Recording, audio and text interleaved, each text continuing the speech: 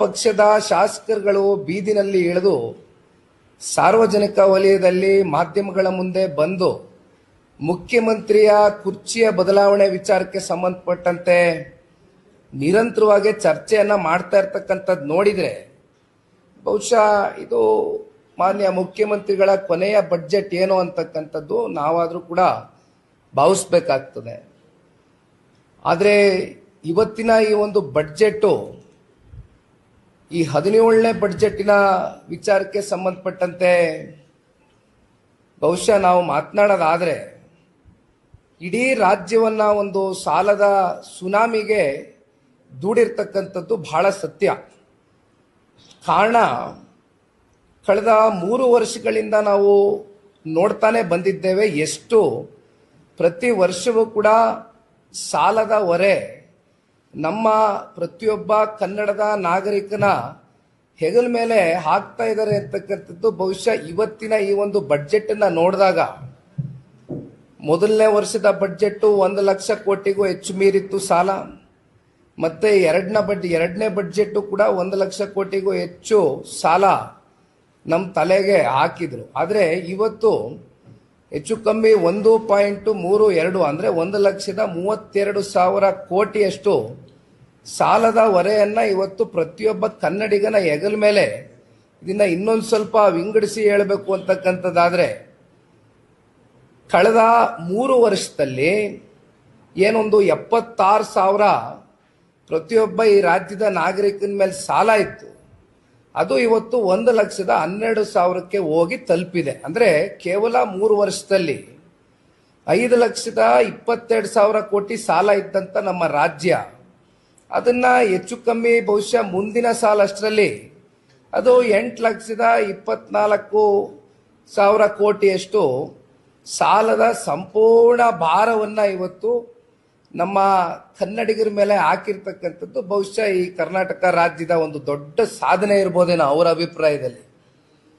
ಆದರೆ ಇವೆಲ್ಲವನ್ನ ನೋಡಿದಾಗ ಒಂದು ನಮಗನ್ಸಿದ್ದು ಇವತ್ತು ಯಾತಕ್ಕೋಸ್ಕರ ಈ ಒಂದು ಕಪ್ಪು ಪತ್ರವನ್ನ ನಿಮ್ಮ ಮುಂದೆ ಬಿಡುಗಡೆ ಮಾಡಿದ್ವು. ಈ ನಾಡಿನ ಕನ್ನಡಿಗರ ಒಂದು ಧ್ವನಿಯಾಗಿ ಇವತ್ತು ಜನತಾದಳ ಪಕ್ಷ ಕೆಲಸ ಮಾಡ್ತಾ ಇದೆ. ಏನೇನು ಅನಾಹುತಗಳು ಕಳೆದ 3 ವರ್ಷದಲ್ಲಿ ಸಂಪೂರ್ಣ ಬಹುಮತ ಬಂದಂತ ಈ ರಾಜ್ಯ ಸರ್ಕಾರದ ಈ 3 ವರ್ಷದ ಅವಧಿಯಲ್ಲಿ ನಡೆದಿರ್ತಕ್ಕಂಥ ಫೈನಾನ್ಷಿಯಲ್ ಮಿಸ್ಮ್ಯಾನೇಜ್ಮೆಂಟ್ ಏನಿದೆ, ಸಂಪೂರ್ಣವಾಗಿ ನಮ್ಮ ರಾಜ್ಯವನ್ನ ಮುಂದಿನ ದಿನಗಳಲ್ಲಿ ಒಂದು ರೀತಿ ಆರ್ಥಿಕವಾದಂಥ ಸಂಕಷ್ಟದ ದಿನಗಳನ್ನ ಎದುರಿಸ್ತಕ್ಕಂಥದ್ದಕ್ಕೆ ಈಗಾಗಲೇ ಬಹಳ ದಿಟ್ಟವಾದಂಥ ಹೆಜ್ಜೆ ಇಟ್ಟುಬಿಟ್ಟಿದ್ದಾರೆ ಕಾಂಗ್ರೆಸ್ನ ಸರ್ಕಾರ. ಹಾಗಾಗಿ ಇವತ್ತು ಎಕನಾಮಿಕ್ ಚಾರ್ಜ್ ಶೀಟ್ ಅಂತಕ್ಕಂಥದ್ದು ಈ ಒಂದು ಬುಕ್ನ ಇವತ್ತು ಏನು ನಾವು ಒಂದು ಕಪ್ಪು ಪತ್ರ ಅಂತಕ್ಕಂಥದ್ದನ್ನ ಯಾಕೆ ಕರಿತಾ ಇದ್ದೇವೆ ಅಂದ್ರೆ ಸಾಮಾನ್ಯವಾಗಿ ಯಾವುದೇ ಸರ್ಕಾರಗಳು ಅವರಲ್ಲಿ ವಿಶ್ವಾಸ ಇದ್ದಂಥ ಸಂದರ್ಭದಲ್ಲಿ ಶ್ವೇತಪತ್ರವನ್ನ ಹೊರಡಿಸಬೇಕಾಗ್ತದೆ, ಒಂದು ವೈಟ್ ಪೇಪರ್ ಅನ್ನ ಬಿಡುಗಡೆ ಮಾಡಬೇಕಾಗ್ತದೆ. ಕಾರಣ ಇಲ್ಲೇನು ಮುಚ್ಚುಮರೆ ಮಾಡ್ತಕ್ಕಂಥದ್ದೇನಿಲ್ಲ, ಇದು ಜನರ ದುಡ್ಡು, ಜನರ ತೆರಿಗೆ ದುಡ್ಡು. ಇದನ್ನ ನೀವು ಜನರ ಮುಂದೆ ಹೊರಗಾಕ್ತಕ್ಕಂಥದ್ರಲ್ಲಿ ತಪ್ಪೇನಿಲ್ಲ. ನನ್ನ ಅಭಿಪ್ರಾಯದಲ್ಲಿ ಜನರು ನಮ್ಮ ಆರ್ಥಿಕ ಪರಿಸ್ಥಿತಿಗಳು ನಮ್ಮ ರಾಜ್ಯದ ಏನು ಸತ್ಯಾಸತ್ಯತೆ ಇದೆ ಅದನ್ನ ಅವ್ರ ಮುಂದೆ ಇಡಬೇಕಾಗಿರ್ತಕ್ಕಂಥದ್ದು ಯಾವುದೇ ಒಂದು ರಾಜಕೀಯ ಪಕ್ಷ ಆಗಲಿ ಯಾವುದೇ ಒಂದು ಸರ್ಕಾರ ಆಗಲಿ ಅದರ ಜವಾಬ್ದಾರಿ ಇದೆ. ಬಹುಶಃ ಹಿಂದೆ ನಾನು ನೆನೆಸ್ಕೊಳ್ಳಿಕ್ಕೆ ಇಷ್ಟಪಡ್ತೇನೆ, ಮಾನ್ಯ ಹಿಂದಿನ ದಿವಂಗತ ಈ ರಾಜ್ಯದ ಮಾಜಿ ಮುಖ್ಯಮಂತ್ರಿಗಳು ಎಸ್.ಎಂ. ಕೃಷ್ಣರವರು. ಈ ಹಿಂದೆ ಎಸ್.ಎಂ. ಕೃಷ್ಣರವರು 2000 ಇಸ್ವಿನಲ್ಲಿ ಮುಖ್ಯಮಂತ್ರಿಗಳಾದಾಗ ಆದರೆ ಹಿಂದಿನ ಸರ್ಕಾರದಲ್ಲಿ ಯಾರು ಹಣಕಾಸಿನ ಸಚಿವರಾಗಿದ್ರು ಅಂತಕ್ಕಂಥದ್ದು ಬಹುಶಃ ನಾಡಿನ ಜನತೆಗೂ ಗೊತ್ತಿದೆ, ಮಾಧ್ಯಮದ ಸ್ನೇಹಿತರಿಗೂ ಗೊತ್ತಿದೆ. ಅಲ್ಲಿ ಎಲ್ಲೋ ಒಂದು ಕಡೆ ಈ ಹಣಕಾಸಿನ ವ್ಯವಸ್ಥೆಯನ್ನ ಸರಿಯಾಗಿ ಅದನ್ನ ಯುಟಿಲೈಸ್ ಮಾಡಲಿಲ್ಲ ಅಂತಕ್ಕಂಥದ್ದು ಅನೇಕ ವಿಚಾರಗಳು ಬಂದಂತ ಸಂದರ್ಭದಲ್ಲಿ ಅವತ್ತು ಅವರು ಒಂದು ಕರ್ನಾಟಕ ಫಿಸಿಕಲ್ ಆಕ್ಟ್ ಅನ್ನ ಜಾರಿಗೊಳಿಸ್ತಾರೆ. ಕರ್ನಾಟಕ ಫಿಸಿಕಲ್ ರೆಸ್ಪಾನ್ಸಿಬಿಲಿಟಿ ಆಕ್ಟ್ ಅನ್ನ ಜಾರಿಗೆ ತಂದಂತವರು ಎಸ್.ಎಂ. ಕೃಷ್ಣರವರು. ಜಾರಿಗೆ ತಂದು ಅವತ್ತು ಒಂದು ವೈಟ್ ಪೇಪರ್ನ ಬಿಡುಗಡೆ ಮಾಡಿದಂಥವ್ರು ಬಹುಶಃ ಇಡೀ ರಾಜ್ಯಕ್ಕೆ ಮೊದಲನೇ ಮುಖ್ಯಮಂತ್ರಿಗಳಾಗಿದ್ರು. ಅಲ್ಲಿಂದ ಮಾನ್ಯ ಮುಖ್ಯಮಂತ್ರಿಗಳೇ ಸ್ವತಃ 2008ರಿಂದ 13ರಲ್ಲಿ ಆ ಒಂದು ಅವಧಿಯಲ್ಲಿ ಭಾರತೀಯ ಜನತಾ ಪಾರ್ಟಿ ರಾಜ್ಯದಲ್ಲಿ ಆಡಳಿತವನ್ನು ಮಾಡಿದ್ರು. 13ರಲ್ಲಿ ಇವರು ಮುಖ್ಯಮಂತ್ರಿಗಳಾಗ್ತಾ ಇದ್ದಂಗೆ ಹಿಂದಿನ ಸರ್ಕಾರದ ಶ್ವೇತಪತ್ರವನ್ನು ಹೊರಡಿಸಿದ್ರು ಕೂಡ ಬಹುಶಃ ಈ ರಾಜ್ಯದ ಇತಿಹಾಸ ಅದು. ಹಾಗಾಗಿ ಇವತ್ತು ನಾವು ಕೇಳಲಿಕ್ಕೆ ಇಷ್ಟಪಡ್ತೇವೆ, ಮಾನ್ಯ ಮುಖ್ಯಮಂತ್ರಿಗಳಿಗೆ ಜನತಾದಳ ಪಕ್ಷದ ವತಿಯಿಂದ ನಮ್ಮ JDLP ನಾಯಕರು, ಎಲ್ಲ ನಮ್ಮ ಗೌರವಾನ್ವಿತ ಶಾಸಕರು, ಅದು ಮೇಲ್ಮನೆ ಇರ್ಬೋದು ಕೆಳಮನೆ ಇರ್ಬೋದು, ಎಲ್ಲರೂ ಕೂಡ ಇವತ್ತು ಬಂದು ಕೂತು ಒಂದು ನಿಮಗೆ ಬಹಳ ಸ್ಪಷ್ಟವಾಗಿ ಗಟ್ಟಿಯಾಗಿ ಈ ಸಂದರ್ಭದಲ್ಲಿ ಆಗ್ರಹಿಸ್ಲಿಕ್ಕೆ ಬಯಸ್ತೇವೆ. ರಾಜ್ಯದ ನಿಜವಾದಂತ ಆರ್ಥಿಕ ಪರಿಸ್ಥಿತಿ ಎಲ್ಲಿಗೆ ಹೋಗಿ ತಲುಪಿಸಿದ್ದೀರಿ, ಇದನ್ನ ದಯವಿಟ್ಟು ನಮಗೆ ಒಂದು ವೈಟ್ ಪೇಪರ್ ಅನ್ನ ಈ ಕೂಡಲೇ ನೀವು ಬಿಡುಗಡೆ ಮಾಡಬೇಕು ಅಂತಕ್ಕಂಥದ್ದು ನಾವು ಬಹಳ ಗಟ್ಟಿ ನಿಲುವಿಂದ ನಿಮಗೆ ಆಗ್ರಹ ಪಡಿಸಲಿಕ್ಕೆ ಇಷ್ಟಪಡ್ತೇವೆ. ಈ ಸಂದರ್ಭದಲ್ಲಿ ಜೊತೆಯಲ್ಲಿ ಈಗಾಗಲೇ ಹಲವಾರು ಈ GSDP ವಿಚಾರಕ್ಕೆ ಸಂಬಂಧಪಟ್ಟಂತೆ ಚರ್ಚೆಗಳು ನಡೀತಾ ಇದೆ. ನಮ್ಮ GDP ಗ್ರೋತ್ ಪ್ರಕಾರ ಕೇಂದ್ರಕ್ಕೂ ಮತ್ತೆ ನಮ್ಮ GSDP ರಾಜ್ಯದ ಏನೊಂದು ಬೆಳವಣಿಗೆ ಇದೆ, ಆ ಒಂದು ಗ್ರೋತ್ ರೇಟ್ ಅನ್ನ ನಾವು ಆಲಿಸ್ತಕ್ಕಂಥದ್ದಾದ್ರೆ ರಾಷ್ಟ್ರೀಯ ಮಟ್ಟದಲ್ಲಿ NDA ಸರ್ಕಾರ 7.2% ಇದ್ರೆ ನಮ್ದು 6.1%, ಅಂದ್ರೆ ಶೇಕಡ 0.9% ಅಷ್ಟು ನಾವು ಇಳಿಕೆಯನ್ನ ಕಂಡಿದ್ದೇವೆ ಗ್ರಾಫ್ ಅಲ್ಲಿ. ಇನ್ನೂ ನಾನು ಸ್ವಲ್ಪ ಇತಿಹಾಸವನ್ನ ತೆಗೆದು ಮಾತನಾಡ್ತಕ್ಕಂಥದ್ದಾದ್ರೆ 2006 ಮತ್ತು 8ರಲ್ಲಿ ಅವತ್ತಿನ ಸಮ್ಮಿಶ್ರ ಸರ್ಕಾರದ ಮುಖ್ಯಮಂತ್ರಿಗಳು ಮಾನ್ಯ ಕುಮಾರಣ್ಣ ಅವರು ಆಗಿದ್ರು. ಆಗ ಮಾನ್ಯ ಕುಮಾರಣ್ಣ ಅವರು ಮುಖ್ಯಮಂತ್ರಿಗಳಾದಂಥ ಸಂದರ್ಭದಲ್ಲಿ ಕೇವಲ 20 ತಿಂಗಳಲ್ಲಿ ನಮ್ಮ ರಾಜ್ಯದ GSDP ಗ್ರೋತ್ ಬಂದು 12.30%, 12.30. ತದನಂತರ ಬಂದಂತ BJP ಸರ್ಕಾರ 9.40 ಬಂತು.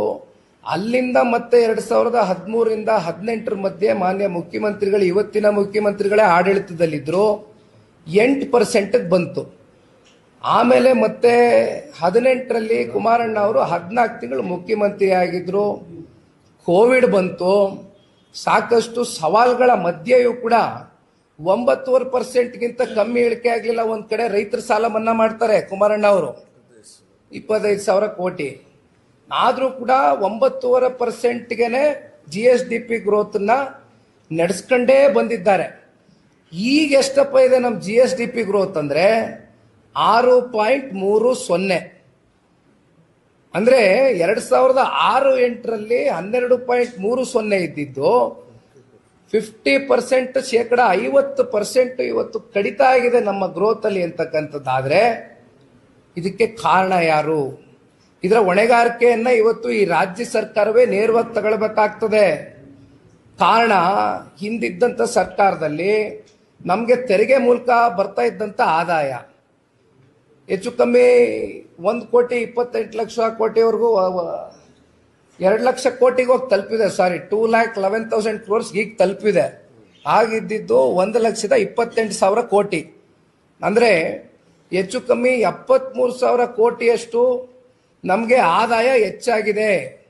ತೆರಿಗೆ ಮೂಲಕ ಆದಾಯ ಹೆಚ್ಚು ಮಾಡಿದ್ದಾರೆ. ಈ ನಾಡಿನ ಜನತೆ ಮೇಲೆ ಪೆಟ್ರೋಲು, ಡೀಸೆಲ್ಲು, ಹಾಲಿನ ದರ, ಪ್ರಾಪರ್ಟಿ ಟ್ಯಾಕ್ಸು, ಇನ್ನ ನಾನಾ ರೀತಿಯಾದಂತ ಟ್ಯಾಕ್ಸ್ಗಳು ಕಲೆಕ್ಟ್ ಮಾಡುವ ಮೂಲಕ 73,000 ಕೋಟಿ ನೀವು ಕಲೆಕ್ಟ್ ಮಾಡ್ತಾ ಇದ್ದೀರಾ ಅಂತಕ್ಕಂಥದ್ದಾದ್ರೆ ಹೆಚ್ಚು ತೆರಿಗೆ ಎಲ್ಲಿ ಹೋಗ್ತಾ ಇದೆ ದುಡ್ಡು? ಆಮೇಲೆ ಬಡ್ಡಿ ಎಷ್ಟು ಕಟ್ತಾ ಇದೀವಿ ಇವತ್ತು? ವರ್ಷಕ್ಕೆ 45,600 ಕೋಟಿ ರೂಪಾಯಿ ಎಷ್ಟು ಬಡ್ಡಿ ಕಟ್ತಾ ಇದೀವಿ. 45,600 ಕೋಟಿಯಷ್ಟು ವರ್ಷಕ್ಕೆ ಜನತೆಯ ಮೇಲೆ ನೀವು ಮಾಡಿರ್ತಕ್ಕಂಥ ಪಾಪಕ್ಕೆ, ಆ ಪಾಪದ ಫಲವನ್ನ ಇವತ್ತು ತೀರಿಸಬೇಕಾಗಿರ್ತಕ್ಕಂಥದ್ದು ನಾಡಿನ ಜನತೆ. ಇವತ್ತು ನಮ್ಮಂತವ್ರು, ನಿಮ್ಮಂತವ್ರು, ನಿಮ್ಮ ಮಕ್ಕಳ ಮೇಲೆ ಹೊರೆಯನ್ನು ಹಾಕಿದ್ದಾರೆ. ಇನ್ನೊಂದ್ ಕಡೆ ಇವತ್ತು ನಾನು ನೋಡ್ತಾ ಇದ್ದೆ, ಕಳೆದ ವರ್ಷ ಎಕ್ಸೈಸ್ ಡಿಪಾರ್ಟ್ಮೆಂಟ್ ಅಲ್ಲಿ ಒಂದು ಟಾರ್ಗೆಟ್ ಇತ್ತು. 38,000 ಕೋಟಿ ರೀಚ್ ಆಗಬೇಕು, 38,000 ಕೋಟಿ ಜನರೇಟ್ ಮಾಡಬೇಕು ನೀವು ಎಕ್ಸೈಸ್ ಡಿಪಾರ್ಟ್ಮೆಂಟ್ ನಿಂದ ಇನ್ಕಮ್ ಅಂತ. ಈ ವರ್ಷ 45,000 ಕೋಟಿಗೆ ಜನರೇಷನ್ ಮಾಡಬೇಕು ಅಂತ ಹಾಕಿದಿರಿ. ಅದಷ್ಟೇ ಅಲ್ದಿರಾ ಮಾನ್ಯ ಭೋಜೇಗೌಡರ ಕೈಯಲ್ಲಿ ಪುಸ್ತಕ ಇದೆ. ಇವತ್ತು ಬಡ್ಜೆಟ್ನ 208 ಪುಟಗಳ ಪುಸ್ತಕ ಮಾನ್ಯ ಭೋಜೇಗೌಡರ ಕೈಯಲ್ಲಿ ಇಟ್ಕೊಂಡಿದ್ದಾರೆ. ಅವ್ರು ಓದ್ತಾ ಇದ್ರು. ನಾನು ಕೂಡ ಕೇಳ್ಪಟ್ಟೆ ಗಾಡಿಲಿ ಬರ್ತಾ. ಆಮೇಲೆ ಭೋಜೇಗೌಡರು ನನಗೆ ಓದಿ ಹೇಳಿದ್ರು. ನನಗೆ ಒಂದು ಅರ್ಥ ಆಗಿಲ್ಲ, ಯಾಕೆಂದ್ರೆ ನಾನೇನು ಮದ್ಯಪಾನ ಸೇವನೆ ಮಾಡೋದಿಲ್ಲ. ಆದ್ರೆ ಇಲ್ಲಿ ಮಾನ್ಯ ಭೋಜಣ್ಣ ಅವರು ಓದ್ಬೇಕಾದ್ರೆ ಅದೇನೋ ಹೇಳಿದ್ರು, ಆಲ್ಕೋಹಾಲ್ ಪರ್ಸೆಂಟೇಜ್ ಮೇಲೆ ಹಣ ನಿಗದಿ ಆಗತ್ತಂತೆ ಅಂತ. ಆಗ ಭೋಜಣ್ಣ ಅವರು ಹೇಳ್ತಾ ಇದ್ರು, ಯಾಕಂದ್ರೆ ಭೋಜಣ್ಣಂಗಿದ್ರ ಅನುಭವ ಜಾಸ್ತಿ ಇದೆ, ನನಗಿಲ್ಲ. ಹಂಗಾಗಿ ಭೋಜಣ್ಣ ಅವರು ಒಂದು ಮಾತನ್ನು ಹೇಳ್ತಾ ಇದ್ರು, ಅಲ್ಲ ನೀವು ಈ ಪಾಪ ಬಡವರು ಮದ್ಯನ ಏನ್ ಸೇವನೆ ಮಾಡ್ತಾರೆ, ಮದ್ಯಪಾನವನ್ನ ಏನ್ ತಗೊಳ್ತಾರೆ, ಅಲ್ಲಿ ಬಹುಶಃ ಅತಿ ಹೆಚ್ಚು ಪರ್ಸೆಂಟೇಜ್ ಇರ್ತದೇನೋ ಆಲ್ಕೋಹಾಲಿಕ್ ಪರ್ಸೆಂಟೇಜ್. ಇನ್ನ ಶ್ರೀಮಂತರು ತಗೊಳ್ತಕ್ಕಂತ ಸಿಂಗಲ್ ಮಾಲ್ಟ್ ಅದ್ರಲ್ಲಿ ಕಮ್ಮಿ ಇರುತ್ತೆ ಅಂತ ಹೇಳ್ತಾ ಇದ್ರು. ಈಗ ತಾನೇ ನಂಗೆ ಪಾಠ ಮಾಡ್ತಾ ಇದ್ರು ಹಿಂಗಿದೆ ಅಂತ. ಹಾಗಿದ್ರೆ ಹಂಗಾರೆ ಬಡವರೆಲ್ಗೆ ಹೋಗ್ಬೇಕು? ಇದೆಂತದೋ 2,000 ಕೊಡ್ತೀವಿ, 2,000 ಕೊಡ್ತೀರಿ ಅಂತೀರಿ. ಇನ್ನೊಂದ್ ಕಡೆ ಇಲ್ಲೆಲ್ಲೋ ಟಾರ್ಗೆಟ್ ಕೊಡ್ತೀರಿ ಎಕ್ಸೈಸ್ ಡಿಪಾರ್ಟ್ಮೆಂಟ್ಗೆ. ಈ ರೀತಿ ಇಲ್ಲಿ ಸರ್ಕಾರ ನಡೀತಾ ಇರ್ತಕ್ಕಂಥದ್ದು ನಿಜಕ್ಕೂ ಕೂಡ ಬಹಳ ಖಂಡನೀಯ. ಇವತ್ತಿನ ಈ ಒಂದು ಬಡ್ಜೆಟ್ ಏನಿದೆ, ಬಹುಶಃ ನನ್ನ ಅಭಿಪ್ರಾಯದಲ್ಲಿ ನಾನು ನೇರವಾಗಿ ಹೇಳ್ತಕ್ಕಂಥದ್ದಾದ್ರೆ ಪ್ರತಿ ವರ್ಷವೂ ಕೂಡ ಇದೇ ಬಡ್ಜೆಟ್ಟೇ ಕೊಡ್ತಾ ಇರೋದು. ಇದರಲ್ಲಿ ಏನು ಪುಟಗಳಲ್ಲಿ ಒಂದು ಸ್ವಲ್ಪ ಆ ಕಡೆ ಈ ಕಡೆ ವ್ಯತ್ಯಾಸ ಆಗ್ಬೋದು ಬಿಟ್ರೆ, ಬಡ್ಜೆಟ್ನಲ್ಲಿ ಏನು ವಿಚಾರ ಪ್ರಸ್ತಾವನೆ ಇಡ್ತಾ ಇದ್ದಾರೆ ಬರೀ ಪೇಜ್ ಬದಲಾವಣೆ ಆಗ್ತಾ ಇದೆ ಬಿಟ್ರೆ ಬೇರೆ ಇನ್ನೇನು ಹೊಸತನ ಏನಿಲ್ಲ. 3 ವರ್ಷಕ್ಕೆ ಪ್ರತಿ ವರ್ಷ ಕೊಡ್ತಕ್ಕಂಥ ಬಡ್ಜೆಟ್ ಪಾಪ ನಿಂತು 3 ಗಂಟೆ ಭಾಷಣ ಮಾಡಿದ್ರು ಮಾನ್ಯ ಸಿದ್ದರಾಮಣ್ಣ ಅವರು. ಯಾಕೆ ಸುಮ್ಮನೆ ಕೈಕಾಲು ನೋವ್ಸ್ಕತ್ತೀರಿ? ಒಂದೇ ಸಲ 5 ವರ್ಷದ ಬಡ್ಜೆಟ್ ಇದೆ ಅನ್ಬಿಟ್ಟು ಅನೌನ್ಸ್ ಮಾಡ್ಬಿಡಿ. ಪ್ರತಿ ದಿನ ಇವತ್ತು 9.5 ಕೋಟಿ ಪ್ರತಿ ಗಂಟೆಗೆ ಇವತ್ತು ಸಾಲದ ಹೊರೆ ನಮ್ಮ ತಲೆ ಮೇಲೆ ಬೀಳ್ತಾ ಇದೆ. ಪ್ರತಿ ಗಂಟೆಗೆ ಇವತ್ತು ಮುಖ್ಯಮಂತ್ರಿಗಳು 3 ಗಂಟೆ ನಿಂತಿದ್ರು ಅಂದ್ರೆ ಹೆಚ್ಚು ಕಮ್ಮಿ 28 ಕೋಟಿಯಷ್ಟು ಸಾಲ ನಮ್ಮ ತಲೆ ಮೇಲೆ ಬಿದ್ದಿದೆ. ಇದು ಇರ್ತಕ್ಕಂಥ ವಾಸ್ತವಾಂಶ. ಪ್ರತಿ ಗಂಟೆ ಟೈಮ್ ಓಡ್ತಾ ಇದೆ. ಹೆಚ್ಚು ಕಮ್ಮಿ 10 ಕೋಟಿ ಒಂದು ಗಂಟೆಗೆ ಸಾಲ. ಇಲ್ಲಿ ನಮ್ಮನ್ನ ಬಂದು ಈ ಮಟ್ಟಕ್ಕೆ ಸಿಲುಕಿಸಿಟ್ಟಿದ್ದಾರೆ. ಇನ್ನೊಂದು ಕಡೆ ನೀರಾವರಿ ವಿಚಾರಕ್ಕೆ ಸಂಬಂಧಪಟ್ಟಂತೆ ಬಹುಶಃ 37 ನೀರಾವರಿ ಯೋಜನೆಗಳು ಸಂಪೂರ್ಣವಾಗಿ ಕುಂಠಿತ ಆಗಿದೆ. ಅಂದ್ರೆ ಅದಕ್ಕೊಂದು ವೇಗ ಸಿಗ್ತಾ ಇಲ್ಲ. ಅವರೇ ಪ್ರಣಾಳಿಕೆಯಲ್ಲಿ ಹೇಳ್ತಾರೆ, ಪಾಪ ಈ ರಾಜ್ಯದ ಸರ್ಕಾರ ಆಡಳಿತಕ್ಕೆ ಬರೋದಕ್ಕಿಂತ ಮುಂಚಿತವಾಗಿ ಒಂದು ಮಾತು ಕೊಡ್ತಾರೆ. 5 ವರ್ಷಕ್ಕೆ 1.5 ಲಕ್ಷ ಕೋಟಿಯಷ್ಟು ನಾವು ನೀರಾವರಿ ಯೋಜನೆಗಳಿಗೆ ಮರುಜೀವ ಕೊಡ್ತಕ್ಕಂಥದ್ದಕ್ಕೆ ಹಣವನ್ನ ಬಿಡುಗಡೆ ಮಾಡ್ತೀವಿ. ಅಂದ್ರೆ ವರ್ಷಕ್ಕೆ 30,000 ಕೋಟಿ ಅಂತ. ಹೌದಪ್ಪ, ಎಷ್ಟು ಕೊಟ್ಟಿದ್ದೀರಿ 3 ವರ್ಷದಲ್ಲಿ ಅಂತಕ್ಕಂಥ ಚರ್ಚೆ ಮಾಡಬೇಕು ಅಂದ್ರೆ ಇಲ್ಲಿವರೆಗೂ 18,000 ಕೋಟಿ 3 ವರ್ಷದಲ್ಲಿ ಕೊಟ್ಟಿರೋದು. ವರ್ಷಕ್ಕೆ 30,000 ಅಂದ್ರೆ 3 ವರ್ಷಕ್ಕೆ 90,000 ಬರಬೇಕು. ಇನ್ನ ಇಲ್ಲಿ ಮೊನ್ನೆ ನೋಡಿದ್ರೆ ಬಿಜಾಪುರ ಜಿಲ್ಲೆಗೆ ಹೋಗಿದ್ವಿ. ಅಲ್ಲಿ UKP3 ಬಗ್ಗೆ ಚರ್ಚೆ ಮಾಡಿದ್ವಿ. UKP3 ನಿಮಗೆ 17,000 ಕೋಟಿಗಿದ್ದಂತ ಪ್ರಾಜೆಕ್ಟ್ ಕಾಸ್ಟ್ ಅದೆಂತದೋ ಕಾಂಗ್ರೆಸ್ ನಡೆ ಕೃಷ್ಣ ಕಡೆ ಅದೆಂತದೋ ಮಾಡಿದ್ರು 13ರಲ್ಲಿ ಚುನಾವಣೆಗಿಂತ ಮುಂಚಿತವಾಗಿ. ಈಗೇನಾಯ್ತು, ಅವತ್ತು ಪ್ರತಿ ವರ್ಷವೂ 10,000 ಕೋಟಿ ಕೊಡ್ತೀವಿ, 5 ವರ್ಷಕ್ಕೆ 50,000 ಕೋಟಿ ಕೊಡ್ತೀವಿ ಅಂದವರು ಕೊನೆಗೆ ₹1 ಕೊಡ್ಲಿಲ್ಲ. 17,000 ಕೋಟಿ ಇದ್ದಂತ ಪ್ರಾಜೆಕ್ಟ್ ಕಾಸ್ಟ್ UKP3 ಇದು ಕೊನೆಗೆ 87,000 ಕೋಟಿಗೆ ಹೋಗಿ ನಿಂತಿದೆ. ಪ್ರಾಜೆಕ್ಟ್ ಸ್ವಾಭಾವಿಕವಾಗಿ ಎಸ್ಕಲೇಷನ್ ಆಗಿದೆ ಪ್ರೈಸು. ಇದು ಈ ಕಾಂಗ್ರೆಸ್ನ ಈ ಆಡಳಿತದಲ್ಲಿ ಯಾವ ರೀತಿ ಇವತ್ತು ನೀರಾವರಿ ಯೋಜನೆಗಳಿರ್ಬೋದು, ಮತ್ತೊಂದು ಕಡೆ ಗೃಹಲಕ್ಷ್ಮಿ ಯೋಜನೆ ಬಗ್ಗೆ ಚರ್ಚೆ ಮಾಡ್ತಾರೆ.